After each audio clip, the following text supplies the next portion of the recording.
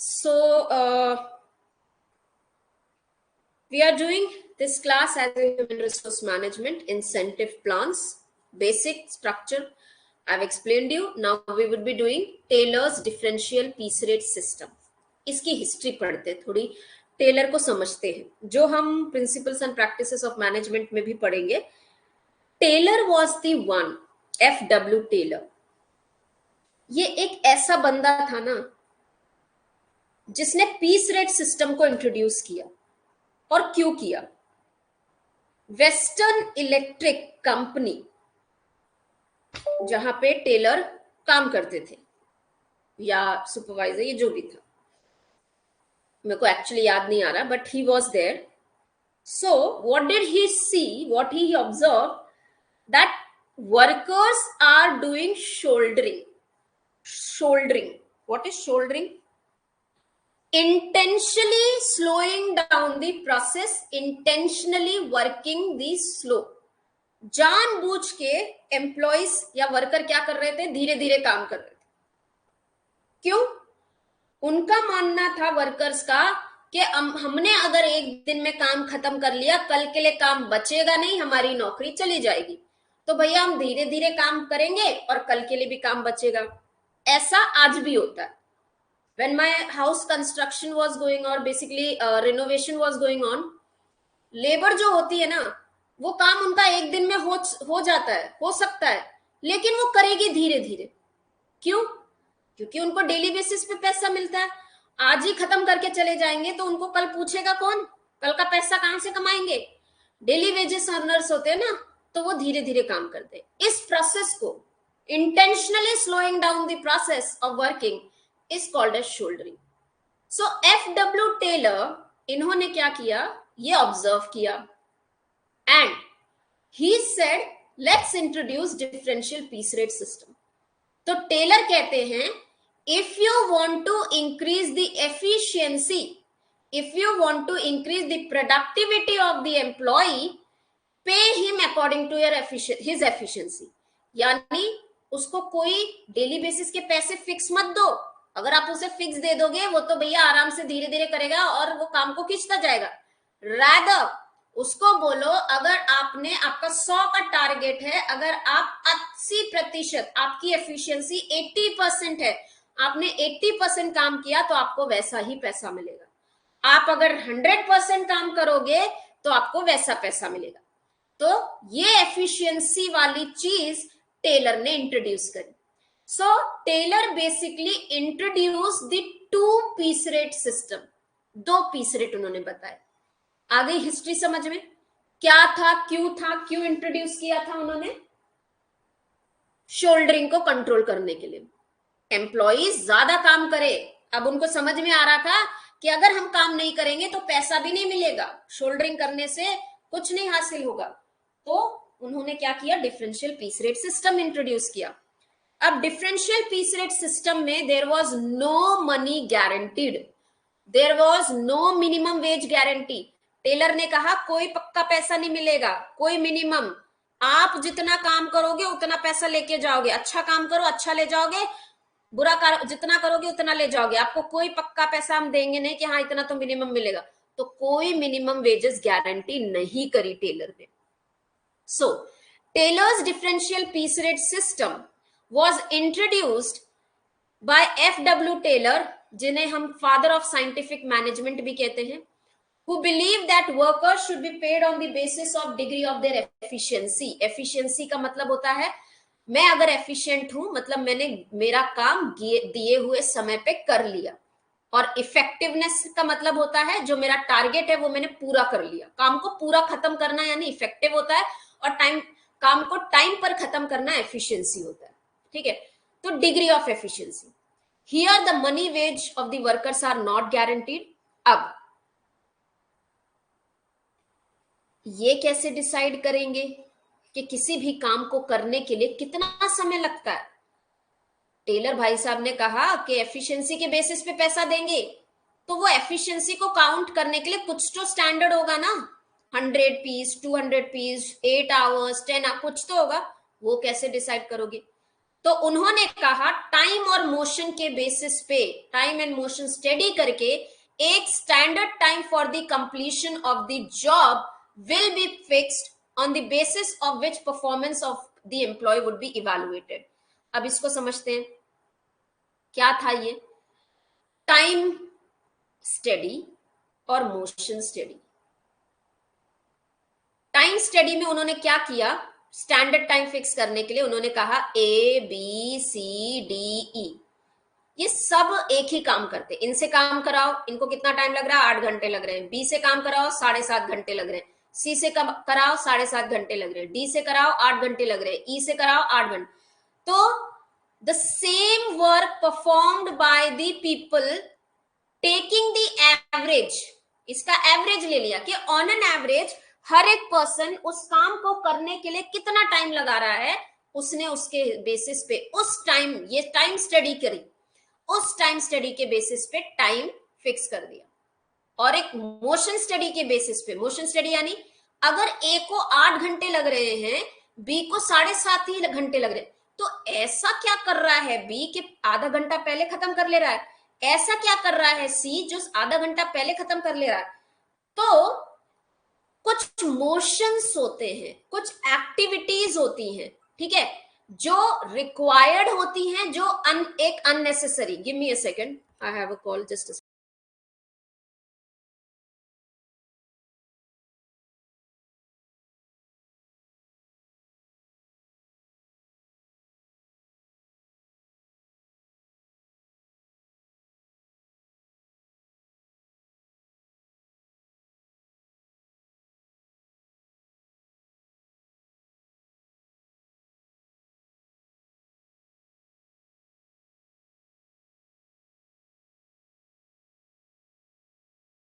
ठीक है। तो क्या किया उन्होंने, सबको समझ में आया टाइम स्टडी क्या होता है, मोशन स्टडी क्या होती है, कि मैं काम कर रही हूँ, खड़ी हूँ, मोशंस, मोशंस यानी क्या होता है, सिंपल एग्जाम के लिए, एक एम्प्लॉय है, ये मशीन पे काम कर रहा है, कर रहा है, कर रहा है, कंटिन्यूसली कर रहा है, और एक दूसरा एम्प्लॉय है, थोड़ी देर काम किया, इधर उधर टहल के आ गया, घूम फिर के आ गया, फिर काम किया, फिर, तो ये जो कंटिन्यूसली कर रहा है उसको 7.5 घंटे लग रहे हैं, इस बंदे ने घूमने घामने में 30 मिनट खराब कर दिए, तो इसको 8 घंटे लग रहे हैं। So motion study is identifying those motions which are important to cover the work and removing those motions which are not required. आगे बात समझ में, ये तो वो घूमने फिरने का मैंने आपको एग्जांपल दिया है, काम में बहुत सारे ऐसे मोशंस होते हैं, माइक्रो मोशंस होते हैं जो रिक्वायर्ड होते हैं, कुछ चीजें नहीं रिक्वायर्ड होती है, ठीक है। सो टेलर ने कहा एक स्टैंडर्ड टाइम फिक्स कर लेते हैं, एक स्टैंडर्ड टाइम फिक्स कर लेते हैं किसी भी चीज को काम करने के लिए, और उसके बेसिस पे एम्प्लॉय की एफिशिएंसी। अगर 8 आवर्स किसी काम को करने के लिए स्टैंडर्ड रखा है और उसने 7 घंटे लगाए, यानी कम टाइम लगाया, वो एफिशिएंट है, हाईली एफिशिएंट है। अगर 8 घंटे में काम करना था, उसने 9 घंटे लगाए, 10 घंटे लगाए, यानी वो लेस एफिशिएंट है। इस तरीके से उस पर्सन की एफिशिएंसी काउंट करेंगे, और उस एफिशिएंसी के बेसिस पे टेलर ने क्या कहा, वन इनएफिशिएंट वर्कर, जो इनएफिशिएंट है, यानी जो स्टैंडर्ड 8 घंटे में काम नहीं कर पा रहा है, will be paid only 80% of peace rate. अब ये पीस रेट सिस्टम था, अब इसको समझो। टेलर ने कहा एक स्टैंडर्ड रेट पर पीस का फिक्स कर दो, कितना, 100 रुपीज पर पीस, कर दिया। टेलर कह रहे हैं कि स्टैंडर्ड आवर यानी 8 घंटे के अंदर में उसे 100 पीसेस बनाने हैं, कितना बनाना है, 100 पीस, ये स्टैंडर्ड आवर फिक्स कर दिया। अब एक एम्प्लॉय आए ए, बी दूसरे थे, पहले ए को समझते। ए ने 8 आवर्स के अंदर में केवल और केवल 80 पीसेस बनाए, ठीक है। तो टेलर कह रहे हैं कि आपने स्टैंडर्ड आउटपुट नहीं दिया, तो आपको 80 पीसेस के लिए only 80% of the piece rate, जो आपका 100 रुपया है ना, 100 रुपया पर पीस नहीं मिलेगा, इसका 80% यानी 80 रुपीज पर पीस मिलेगा। ये उनके लिए जो इनएफिशिएंट है, अब चाहे वो 80 बनाए, 60 बनाए, 40 बनाए, 50 बनाए, 10 बनाए, उसको पैसा मिलेगा 80% ऑफ पीस रेट। ये तो हो गया इनएफिशिएंट के लिए। फिर टेलर कहते हैं कि जो एफिशिएंट वर्कर है, यानी जिसने 100% कर लिया या एक्सीड कर रहा है 100% को, ही विल बी पेड 120% पर पीस। यानी जो आपका स्टैंडर्ड है 120 आपने पीसेस बना लिए, कितने बना लिए? 120, या मैं इसको 110 लेके चलते, 100 बनाने थे 110 बना लिए, तो आपको 100 रुपया पर पीस मिलेगा क्या? नहीं, आपको मिलेगा 120 रुपया। इन्होंने फिक्स कर दिया 120%। इसका 120% निकालोगे और वो रेट के ऊपर आप उसे क्या दोगे? इंसेंटिव्स या वेजेस दोगे। Is that clear to everyone? हाँ प्रभा, रेट भी फिक्स किए जाएंगे और टाइम भी फिक्स किया जाएगा। सभी को क्लियर है? इनएफिशिएंट के लिए 80% पर पीस, 100% एफिशिएंट या एक्सीडिंग द स्टैंडर्ड आउटपुट के लिए 120%। ठीक है, चलो अब इसको ना एग्जांपल मैंने आपको ऑलरेडी एक्सप्लेन कर दिया है, but still let's say standard output is 100 unit, 100 बनाने, और पर रेट 10 पैसे फिक्स कर दिया। डिफरेंशियल क्या कह रहा है? 120 पर पीस एट द रेट और अबव द स्टैंडर्ड, अगर अबव द स्टैंडर्ड जाता है तो, और 80% व्हेन बिलो द स्टैंडर्ड।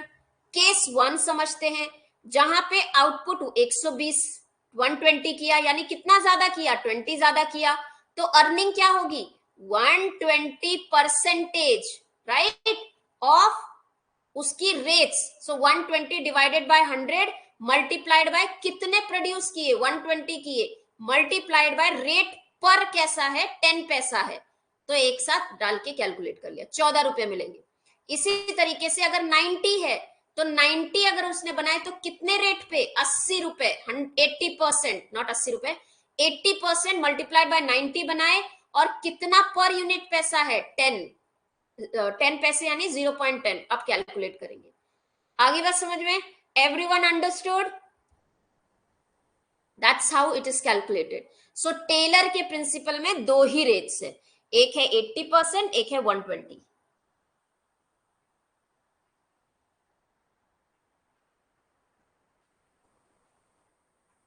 चलो, अब इसके बाद दूसरे ऑथर आए। अब आए इमर्सन भैया। इमर्सन ने कहा टेलर जी आपका इंसेंटिव सिस्टम कुछ बढ़िया नहीं है, 2 ही पीस रेट दिए आपने। अब इमर्सन भैया आते हैं, इमर्सन भैया बोलते हैं हम, सॉरी मेरिक आते हैं, इमर्सन नहीं मेरिक आते हैं, वैसे इमर्सन के भी मेरिक जैसा ही है। तो मेरिक जी आते हैं, मेरिक कहते हैं कि टेलर जी आपने केवल 2 पीस रेट सिस्टम दिया है, मैं थोड़ा सा इंप्रूवमेंट करके 3 पीस रेट करता हूं। कितना करता हूं? 3। इन्होंने 3 पीस रेट सिस्टम दिया, modification into the Taylor system. Merrick ने कहा that there would be 3 piece rate system where this 3 piece rate would be given on the basis distinguish as beginners, average worker, superior। मतलब 3 piece ये efficiency के basis पे इन्होंने कहा कि जो वर्कर 83% तक आउटपुट देता है, 100% देना होता है, 100 नहीं दे पाया तो अप टू 83% अगर उसकी एफिशिएंसी है, इसके नीचे भी हो सकती है, 57 हो सकती है, 65 हो सकती है, लेकिन अप टू 83 है, तो उसको जो रेट फिक्स किए गए हैं उसी रेट पे पैसा देंगे। मैं अभी एक्सप्लेन करूंगी आपको, ठीक है? उसी रेट पे पैसा देंगे। दूसरे में जो 83 और 100 के बीच में है उनको 10% अबव द नॉर्मल रेट मिलेगा, और जो 100 के ऊपर जा रहे हैं उन्हें 20% अबव द नॉर्मल रेट मिलेगा। लेकिन मेरिक जी ने भी कोई मिनिमम वेजेस गारंटी नहीं करी, इन्होंने भी कोई गारंटी नहीं करी, ठीक है। द ओनली थिंग वॉज, उन्होंने कहा था कि 83 जो है, अप टू 83% उनको उसी रेट पे मिलेगा।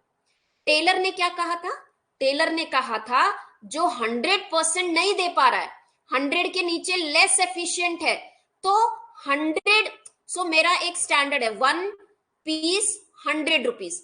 टेलर कह रहे हैं अगर वो 100 नहीं बना पाया, 75 बनाया, तो 75 पीसेस के लिए उसको ये नॉर्मल रेट पे पैसा नहीं मिलेगा, डिक्रीज रेट पे पैसा मिलेगा। कौन सा डिक्रीज? 80%, यानी ये 100 नहीं 80 रुपए पे 75 कैलकुलेट होगा। लेकिन मेरिक जी कह रहे हैं कि नहीं, इसको रिड्यूस मत करो, उसमें रिडक्शन मत करो, वो कह रहे हैं उसको नॉर्मल रेट पे दो, उसको नॉर्मल रेट पे ही दो। उसने अगर 75 बनाए ना 83% तक, अगर उसने 83% तक एफिशिएंसी यानी 83 या 82 तक प्रोडक्ट बनाए हैं, उसको 100 से ही मल्टीप्लाई करो। सो लेट्स से 75 बनाए, तो 75 मल्टीप्लाइड बाय नॉर्मल रेट, ये कहा मेरिक ने। फिर मेरिक कह रहे हैं कि कोई अगर 83 और 100 के बीच में जा रहा है, लेट्स से 90 प्रोडक्ट बनाए, अब इसमें ये नॉर्मल रेट प्लस 10% यानी 110 पे दो उसे, इसका 10% यानी 10 रुपीज, तो 110 पे दो। और अगर वो 100% भी एक्सीड कर रहा है, यानी सपोज लेट्स से उसने 102 प्रोडक्ट बनाए, तो अब इसको 120 यानी 20% पे ज्यादा दो, यानी 120 के रेट पे दो। ये 3 रेट्स मेरिक ने दिए, लेकिन यहां पे भी मिनिमम वेजेस गारंटी नहीं है। मेरिक के प्लान में, टेलर के प्लान में डिफरेंस क्लियर है सभी को? समझ में आया? वेरी गुड आशीर्वाद। 83, 83 नहीं, 100 बेटा आशीर्वाद। 83 पे नॉर्मल रेट मिलेगा। नॉर्मल रेट क्या फिक्स किया है? 100। चलो मैं इसको सिंपल एग्जांपल से समझाती हूँ।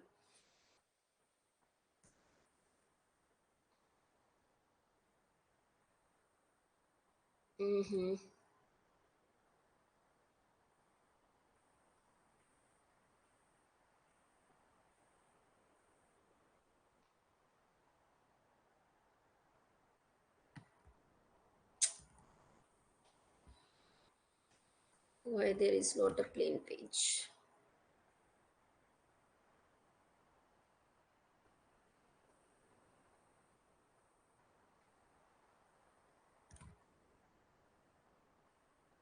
क्लियर है सबको? चलो मेरिक का समझते हैं। मैं स्टैंडर्ड पीस रेट फिक्स कर देती हूँ। स्टैंडर्ड पीस रेट क्या है? 100 रुपीज पर पीस, ठीक है, 100 रुपीज पर पीस। और स्टैंडर्ड आउटपुट है, मैं वो फिक्स कर दे रही हूं कि आपको आउटपुट कितना देना है? 100 देना। ए बी सी, 3 केसेस है। ए ने क्या बनाया? 75 प्रोडक्ट बनाए, पीसेस बनाए। ये कौन से ब्रैकेट में आ रहा है? अप टू 83% के। तो जब वो 83 के परसेंटेज में आ रहा है, तो उसे नॉर्मल रेट पे 75 पीसेस बनाए मल्टीप्लाइड बाय ये नॉर्मल 100 रुपीज। ये नॉर्मल रेट है, ये नॉर्मल रेट है। जो बी है, इसने अगर लेट्स से 90 प्रोडक्ट बनाए, ये कौन से ब्रैकेट में आ रहा है? 83 टू 100 के ब्रैकेट में। तो इसको किस रेट पे मिलेगा? 90 multiplied by 10% of normal rate, ठीक है, प्लस 100, 10% भी करना है ना, तो 90 मल्टीप्लाइड बाय 10 प्लस 100 यानी 110 के रेट पे, 90 मल्टीप्लाइड बाय 110 रुपीज। इसी तरीके से अगर किसी ने 105 प्रोडक्ट बनाए, ये अबव 100 एफिशिएंसी है इसकी, तो 120, ये 83 टू 100 में normal rate plus 10%, here normal rate plus 20%। Clear? समझ में आ गया? हाँ वेरी गुड। चलो हाँ आगे बढ़ते हैं। इसका एग्जाम्पल यहाँ पे है, जो मैंने आपको एक्सप्लेन किया ये वही है। ठीक है,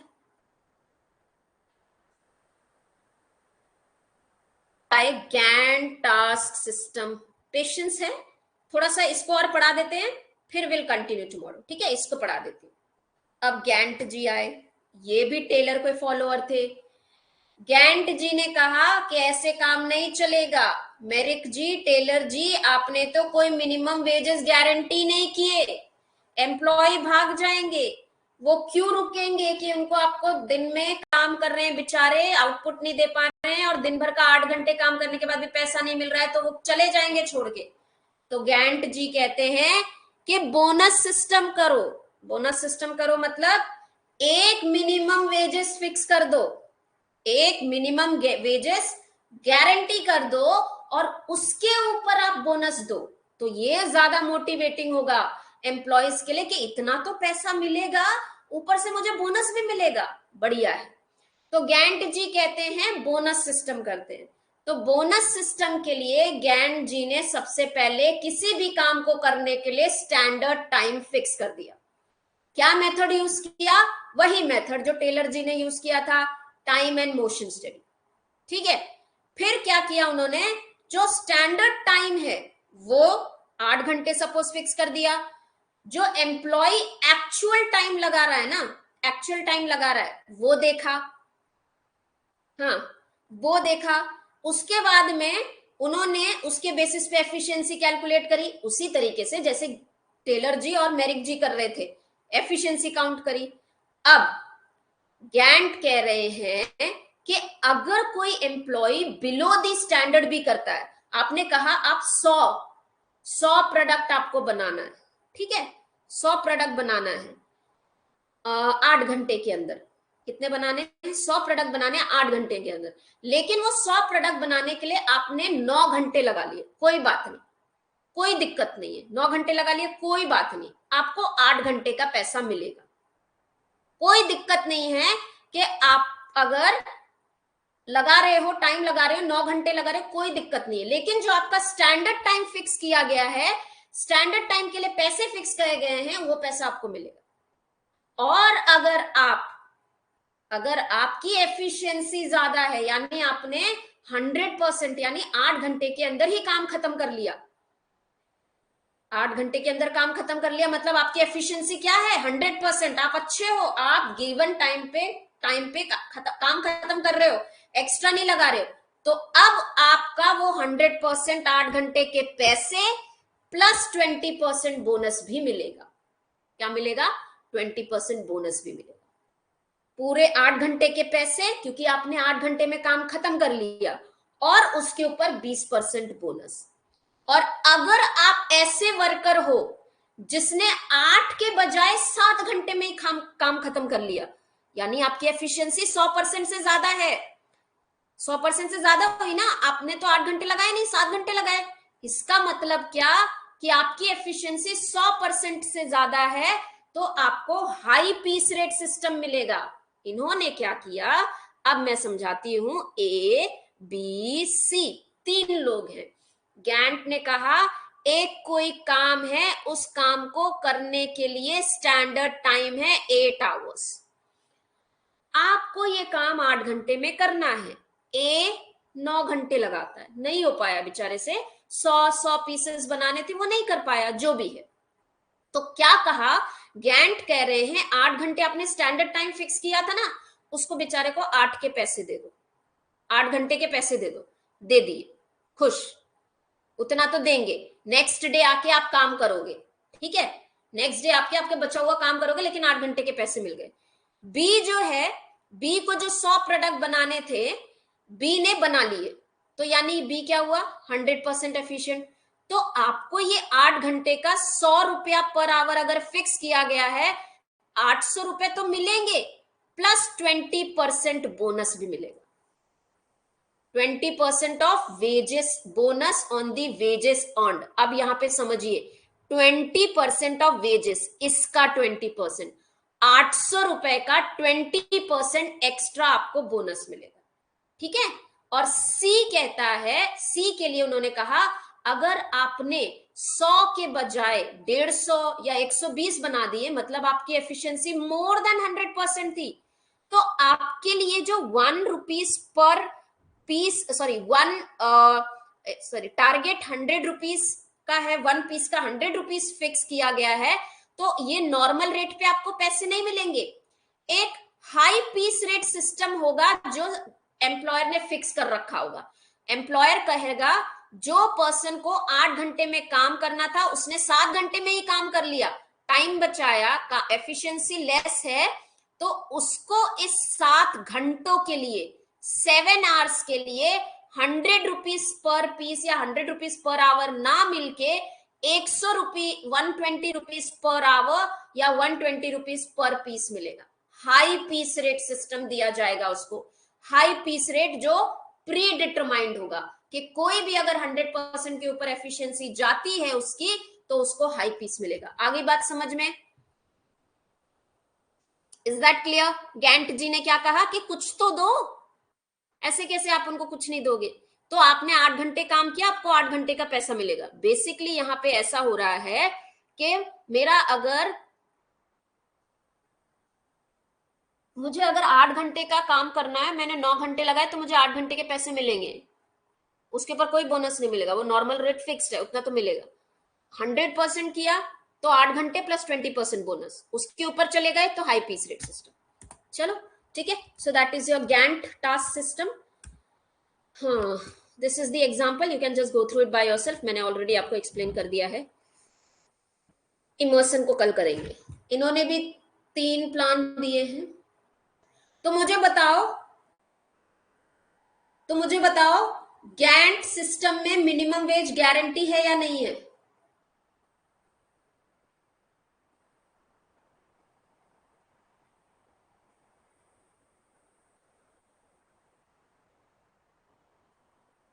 गैंट सिस्टम में मिनिमम वेज गारंटी है या नहीं है? है ना? ठीक है, इमर्सन को खत्म करते हैं जल्दी। इमर्सन ने भी 3 पीस रेट सिस्टम दिया। स्टैंडर्ड टाइम फिक्स करेंगे। जो लोग स्टैंडर्ड टाइम और रेट है 100 rupees per piece, up to 67% efficiency, यानी 66, 67 तक जो एफिशिएंट है, यानी 100 में से किसी ने 67 तक प्रोडक्ट बनाए, तो उसे टाइम रेट, यानी जो normal rate 100 rupees per hour या 100 रुपीज पर पीस जो फिक्स किया गया है, उस पे उतने, जैसे 66 लेट्स से 50 बनाए, ए ने 50 प्रोडक्ट बनाए या 50% एफिशिएंट है, तो वो कौन से ब्रैकेट में आ रहा है? अप टू 67 के इस ब्रैकेट में। तो उसको जो 50 प्रोडक्ट का पैसा मिलेगा वो नॉर्मल रेट पे मिलेगा। ये नॉर्मल रेट 100 रुपीज जो फिक्स किया गया है, ठीक है। और अब बी आए, बी ने जितना स्टैंडर्ड था उतना ही, या 8 घंटे में काम खत्म करना था, 8 घंटे में ही कर लिया। तो एक चीज याद रखेंगे, हाँ, बहुत बड़ा डिफरेंस आपको याद रखना है कि जो टेलर का मेथड है और मेरिक का है, वहां पीस रेट फिक्स होता है। क्या फिक्स होता है? Piece rate. जो इमर्सन का प्लान है और जो गैंट का प्लान है, वो टाइम, स्टैंडर्ड टाइम फिक्स्ड होता है, टाइम रेट पे पैसे मिलते हैं। आगे बात समझ में? दोनों में डिफरेंस। टेलर और आपका मेरिक पीस रेट फिक्स करते, पीसेस। इमर्सन और आपका गैंट टाइम फिक्स करता है, स्टैंडर्ड टाइम। तो आपका अगर स्टैंडर्ड टाइम, तो मैं इसको स्टैंडर्ड टाइम के बेसिस पे एक्सप्लेन करती हूँ। चलो, इमर्सन ने स्टैंडर्ड टाइम फिक्स किया 8 hours and 100 rupees per hour, ये स्टैंडर्ड अमाउंट। ए ने कितना टाइम लगाया? लेट्स से 9 आवर्स लगाए, 9 आवर्स लगाए। इसकी एफिशिएंसी कैलकुलेट करते हैं। लेट्स से करीबन ऊपर आया तो एफिशिएंसी इसकी कम है, लेट्स से 65 या 50, मैं जस्ट ले रही हूँ एक, आप इसका परसेंटेज निकाल के कैलकुलेट कर सकते हैं। सो लेट्स से 50% उसकी एफिशिएंसी थी, तो कौन से ब्रैकेट में आ रहा है ये? Up to 67। ऐसे केस में उसकी जो भी 8 आवर्स के लिए 9 घंटे लगाए ना, 9 घंटे काम किया, तो 9 घंटे के लिए नॉर्मल रेट पे उसे पैसा दे देंगे। 9 घंटे काम किया या 9 घंटे लगाए, तो 9 घंटे का 900 रुपया हो गया। ठीक है, अब बी जो है, बी ने 8 घंटे लगाए, ठीक है, उसको 8 घंटे का 800 रुपया तो देंगे, ये 100% एफिशिएंट है, प्लस 20% ऑफ वेजेस ऑन, इसका 20% एज एन बोनस देंगे। डन, जैसे कि गैंट ने किया था। और सी में, सी कह रहा है अगर वो कम टाइम लगा रहा है, 8 घंटे का काम 7 घंटे में कर लिया, तो जो उसकी एफिशिएंसी है ना, जो भी उसकी एफिशिएंसी रही होगी 100 के ऊपर 110 120 कैलकुलेट करके, हर एक additional percent, so let's say 100% efficiency होती है, उसकी एफिशिएंसी रही 102, कितनी एक्स्ट्रा है? 2%, 2 एक्स्ट्रा है, तो हर एक परसेंट के लिए 1% एक्स्ट्रा हुए, 1% एक्स्ट्रा इंसेंटिव, 2% एक्स्ट्रा हुए, 2% extra incentive. So the worker is paid 1% additional bonus for each additional 1% efficiency. Gantt ने क्या कर दिया था? गैंट ने हाई पीस रेट फिक्स्ड कर दिया था। इन्होंने क्या कहा? हर एक एडिशन के लिए 1% एक्स्ट्रा, एक किया 1%, दो किया 2%, तीन किया 3%, चार किया 4%। गैंट ने एक हाई पीस कर दिया था, फिर चाहे तुम 102 करो, 103 करो, 104 करो, 105 करो, वो हाई पीस रेट पे मिलेगा। इमर्सन का प्लान क्लियर है?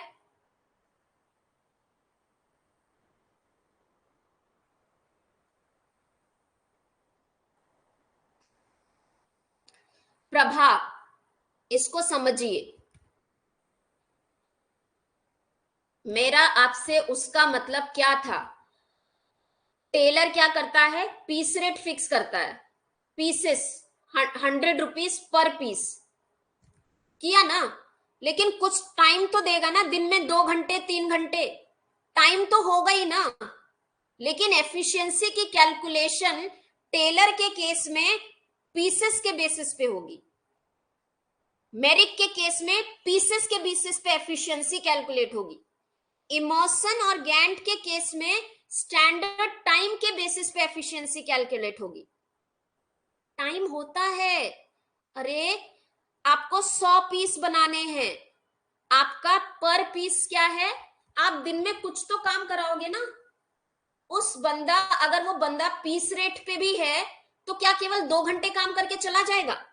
अरे एक एम्प्लॉय अगर आपके साथ में रेगुलर वर्कर है, वो पीस रेट पे काम कर रहा है, तो उसका घंटे तो फिक्स्ड होंगे ना, कि वो 2 घंटे में इतना बना के चला गया, नहीं होता ना, उसका वो घंटा फिक्स्ड होंगे, वो आवर्स तो फिक्स होंगे।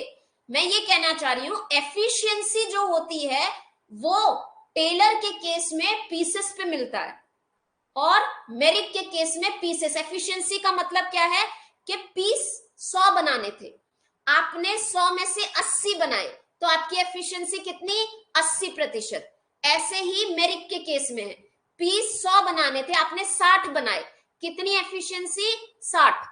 लेकिन इमर्सन और गैंट कहते हैं कि एक स्टैंडर्ड टाइम 8 घंटे में काम खत्म करना है, आपने 8 घंटे से ज्यादा लगाया, मतलब आपकी 8 घंटे की एफिशिएंसी नहीं थी, आपकी एफिशिएंसी कम थी, आपने 8 घंटे के बजाय 6 घंटे लगाए, मतलब आपकी एफिशिएंसी ज्यादा थी। तो इमर्सन और गैंट के केस में एफिशिएंसी टाइम पे कैलकुलेट की जाती है, टाइम रेट पे दिया जाता है, वहां आवरली फिक्स होगा, 100 rupees per hour, 200 rupees per hour. Is that clear? हाँ, वहां टाइम पे फर्क नहीं पड़ता प्रभा, वहां पीसेस के बेसिस पे होता है।